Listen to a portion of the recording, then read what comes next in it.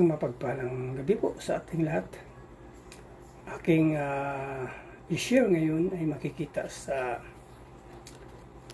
Proverbs chapter 13 verses 1 to 8. Ito po ang nakasulat. Ang anak na may unaway nakikinig sa kanyang ama, ngunit walang halaga sa palalo ang paalala sa kanya. Nagtatamo ng mabuti ang bunga ng kanyang kabaitan, ngunit ang ninanasa ng masama ay puro karahasan. Ang maingat magsalita ay nag-iingat sa kanyang buhay, ngunit ang taong madaldal ay nasadlak sa kapahamakan. Ang tamad ay nangangarap, ngunit hindi natutupad. Ang hangarin ng masikap ay laging nagagana. Ang taong matuwid ay namumuhi sa kasinungalingan, ngunit ang salita ng masama ay nakakahiyang pakinggan. Ang mabuti iningatan ng kanyang katuwiran, ngunit ang masama ipinahamak ang likong pamumuhay. May taong nagkukunwang mayaman, subalit wala naman. Ngunit ang iba'y nag-ayos mahirap, bagamat sila ay mayaman. Ang yaman ng isang tao ay pantubos sa kanyang buhay, ngunit sa isang mahirap, ito ay hindi nakakabahala. Yan lang po, maraming salamat. Purihin Panginoon sa kanyang banal na salita. God bless. Isang mapayapang gabi po sa ating lahat. Ang aking po ibabahagi ngayong gabi ay mula po sa Aklat ng Kawikaan, Kabanata 13, sa talata 9 hanggang 12. Ito po ang nakasaad. Ang matuwid ay tulad ng maningning na ilaw, ngunit ang masama ay lamparang namamatay. Ang kapalaluan ay nagbubunga ng kaguluhan, ngunit ang pakikinig sa payo ay nagbabadya ng karunungan. Ang kayamanang tinamo sa daya ay madaling nawawala, ngunit ang kayamanang pinaghirapan ay pinagpapala. Ang matagal na paghihintay ay nagpapahina ng kalooban, ngunit ang pangarap na natupad may dulot na kasiyahan. Ito po ang nakasaad sa banal na kasulatan.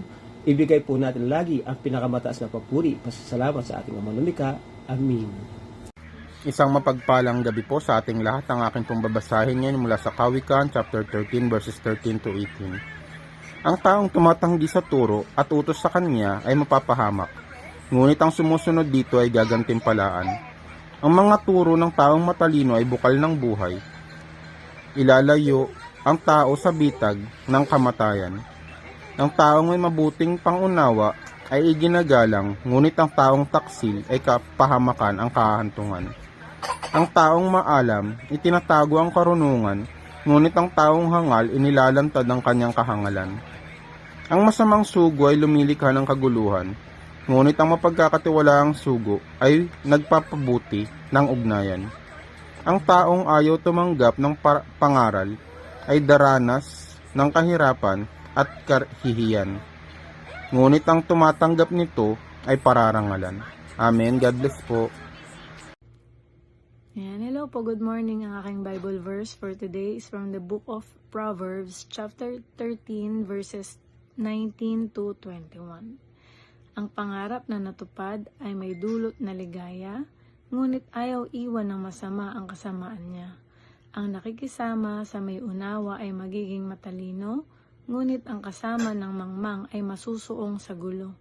Ang inaharap ng masama ay kahirapan sa buhay, ngunit sagana ang pagpapalang sa matuwid ay naghihintay. Amen. Ang mabuting balita ng ating Panginoon. Muli po, isang mapagpalang araw po muli sa ating lahat.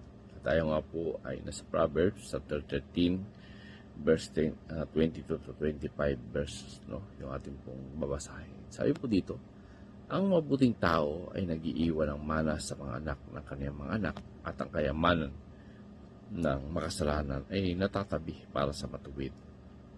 So tunay po na hindi lang po yung ang mga salapi o ari-arian ang pwede po nating ipamana, Yung isang mabuting tao po ang pwede niya pong iwan yung isang pananampalataya, mabuting pangalan, at maka-Diyos na pamana. So ibig sabihin po napakagandang ipamana nito doon sa mga susunod na henerasyon.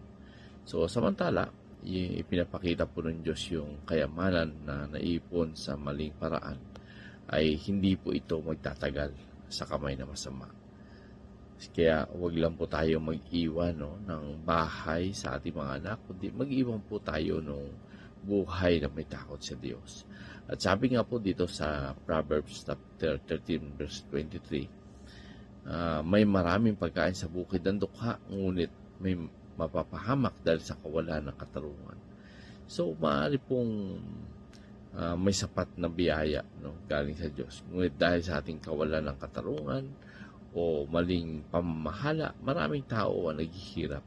So, pinapakita po nito na yung Diyos ay Diyos pa rin ang katwiran. So, sabi naman po sa 24, ang nag-uurong ng kanyang pamalo ay napupuot sa kanyang anak, ngunit ang umiibig sa kanya ay magpaparusa sa kanya ng maaga. So, talagang nakita po natin na napakalaga po talaga yung pag-ibig na may disiplina. No, yung pagtatuwid po ng magulang ay ito po ay hindi tananggan ng galit, kundi ito po ay isang pagmamahal, no, na talagang dinidisiplina po ng Diyos yung kanyang mga anak upang sila lumago sa kabanalan. So, ang disiplina po ay hindi ebidensya ng pagtanggi ng Diyos, kundi patunay ng kanyang pagmamahal. Dito mabasa rin po natin sa 25, ang matuwid ay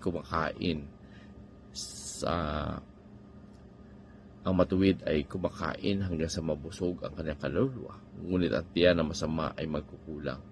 So, lagi po natin tatandaan na pinangalagaan ng Diyos yung matuwid, no? Hindi po ibig sabihin na sila ay dumaraan sa pagsubok, ngunit tapat po yung Diyos, no, na tugunan yung kanilang pangangailangan. So, masama po ay maaaring magkaroon ng marami, ngunit hindi kailanman nakaranas ng tunay na kasiyahan.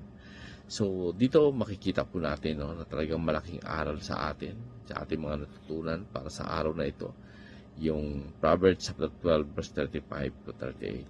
So, purihin po muli ang Panginoon and God bless everyone.